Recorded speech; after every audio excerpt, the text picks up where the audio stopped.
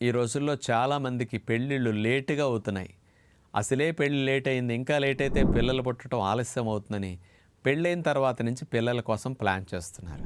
కానీ ఈ రోజుల్లో ఎవరిని తీసుకున్నా 10-15 కేజీలు శరీరం ఎక్కువగా బరువు పెరిగి కనపడుతున్నారు. అట్లాగే ఏజ్ లేకుండానే బీపీ, కొలెస్ట్రాల్, షుగరు, హార్మోన్ సమస్యలు ఇట్లాంటివి చాలా మందిలో ఉంటున్నాయి. ఇలాంటి అనారోగ్యకరమైన శరీరాలున్న కండిషన్‌లో మనం పిల్లల్ని కనేస్తే బ్యాడ్ జీన్స్ పిల్లలకి ఇచ్చినట్లు అవుతుంది. కాబట్టి పెళ్ళయ్యాక ఒక 1 ఇయర్ అన్నా సరే పిల్లల్ని కనకుండా గ్యాప్ ఇచ్చి, ముందు మనం ఫిజికల్‌గా, మెంటల్‌గా స్ట్రాంగ్ అవ్వాలని దంపతులు ఒక మంచి నిర్ణయం తీసుకుని, కాస్త వే ఆఫ్ లైఫ్‌ని, ఆహార నియమాల్ని మనం చెప్పే పద్ధతిలో కాస్త వీడియోస్ చూసి మార్చుకొని, మీరు ఫిజికల్‌గా ఫిట్‌గా స్ట్రాంగ్ అయిన తర్వాత అప్పుడు ప్రెగ్నెన్సీకి ప్లాన్ చేయండి. ప్రెగ్నెన్సీ వెంటనే వస్తుంది. 35 కాదు 40 అయినా మీకు ప్రెగ్నెన్సీ వస్తుంది.